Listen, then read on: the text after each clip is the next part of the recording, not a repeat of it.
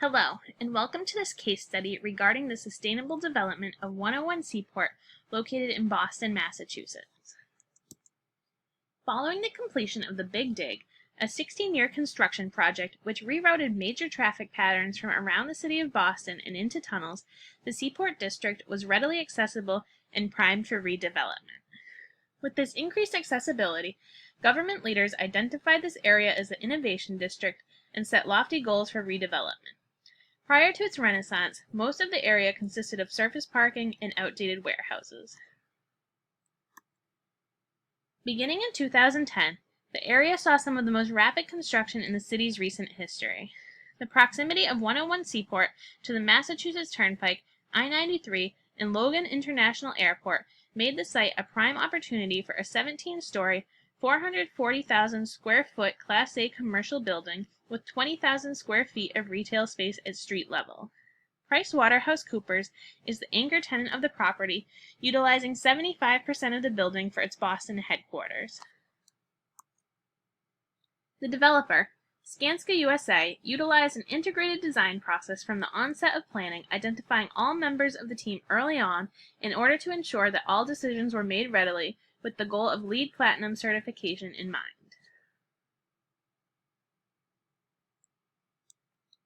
The design team recognized the common goal to reach the highest sustainability standards as well as the commitment to a healthy indoor work environment which did not compromise tenant comfort.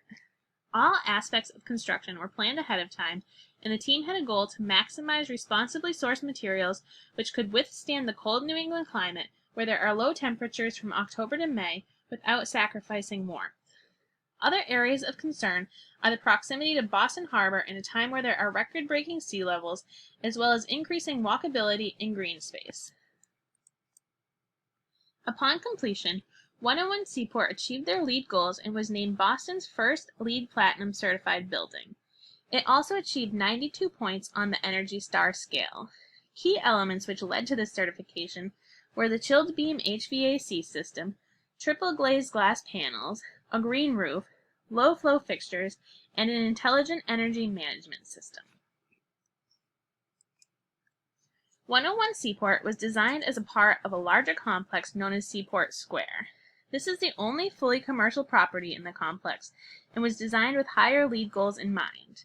The integrated design process allowed for intentional design, which ultimately resulted in financial savings. Goals of the project were maximizing tenant comfort without sacrificing sustainability, enhanced building lifespan in a cold climate, reduction of runoff to Boston Harbor and the Charles River, the incorporation of sustainably sourced materials, and a reduced carbon footprint with minimal waste.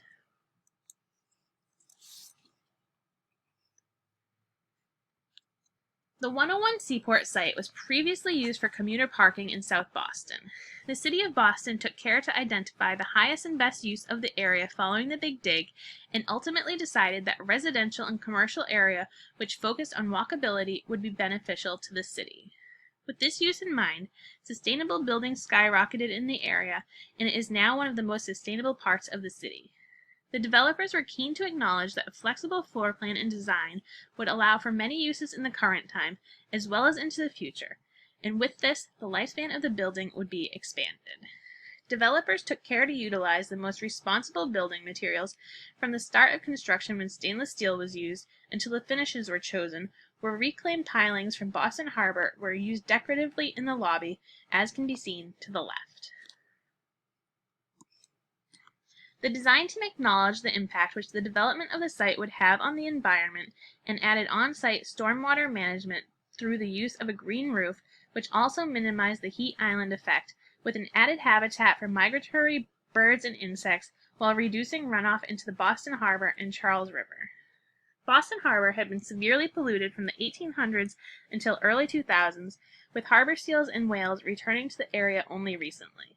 With this in mind, the team was careful to minimize runoff and pollution. The economic impacts of this sustainable project were a 34% savings over construction as it had utilized traditional techniques.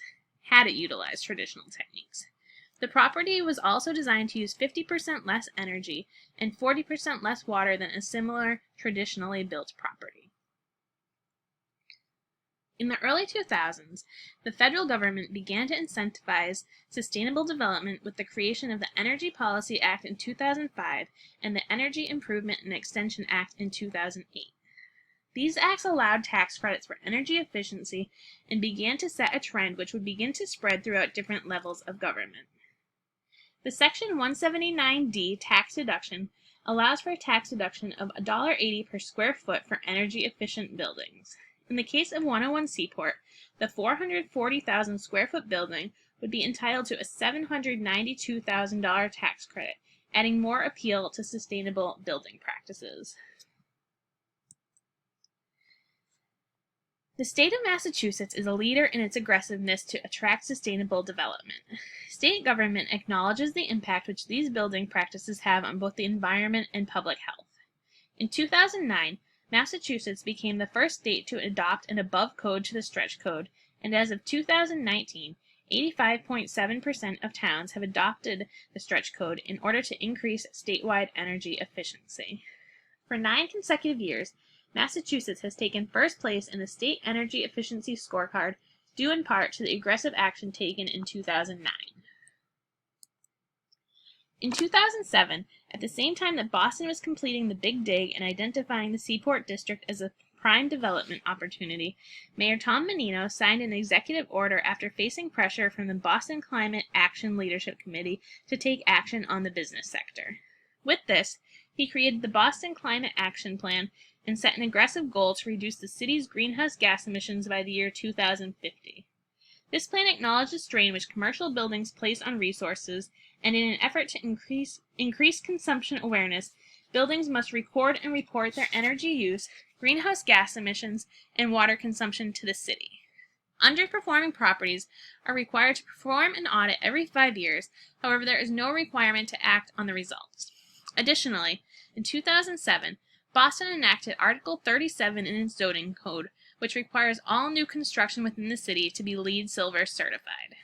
The city has proposed a one-time tax incentive of $5 per square foot, up to $100,000 as an incentive to businesses who install green roofs. The purchase cost for 7.5 acres of land in the Innovation District was a cost of $33 million to Skanska USA. Construction costs are calculated at $350 a square foot, or $126 million. The calculations performed to determine the expenses of the systems installed are on par with the normal cost for sustainable building. After performing a life cycle cost analysis of the chilled beam HVAC system installed at 101 Seaport, the savings begin to be seen at year 8. The cost of the system was roughly 10% of the construction costs, which is average within the industry. The risk seen during the development of 101 Seaport is more financial risk than legal risk, though there are some interesting legal cases coming out of the area as it becomes more desirable with property values increasing. The design team was forced to comply with height restrictions from the FAA with the property's close proximity to Logan Airport. Air rights continue to be a hot topic in the area, as a landmark restaurant in the Seaport abruptly closed in 2019, only to find they could not convert the property to residential development, as it would impede on the Mass DOT's easement to rail lines, which are a necessity in the area. The area currently has an unused rail line, which has yet to be used despite the popularity of the district. With the case tied up in court as they battle for the air rights above the tracks, it is likely that there will continue to be a lack of rail transportation in the area. Financial risk is included as the design team planned for a heating system with widely unknown performance in the Boston area, with the climate and glass architecture providing a heating challenge. On top of this, there are no installers or technicians who are trained in the system when service is needed. The proximity of the property to Boston Harbor allows for more corrosion, as the salt air tends to eat away at metal faster than in other climates. The predicted 30-year lifespan of certain systems is likely to be shortened by this fact. Green leasing risks also come into play with the use of the heating system, and there should be an agreement between landlord and tenant to discuss the appropriate settings of thermostats in order to maintain both efficiency and comfort.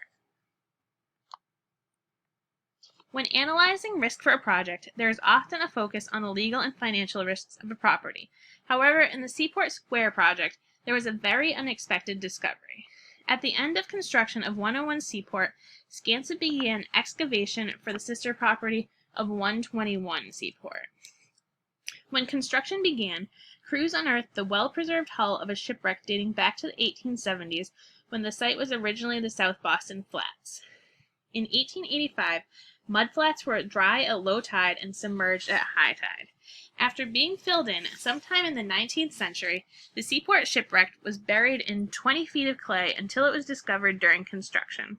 Skanska voluntarily stopped construction in order for an archaeological dig to occur, but was likely unaware of the property history and would have to be prepared for any structural issues that may come from the settling of the property. Skanska USA held ownership of the property from the time construction began until April 2016, when it was sold to Union Investment, a German-held real estate investment trust, for a record-breaking price of $452 million, which breaks down to $1,072 per square foot. The price was surprising to local industry experts, but reflected the high interest of foreign markets in Boston real estate. The recently adopted GRESB framework likely influenced the price of the property, as this set of standards allows investors to assess anticipated risk and return of investments across global markets. Below is an outline of various highlights which acknowledge how 101 Seaport maximized its use of environmental, social, and governance advantages. Thank you.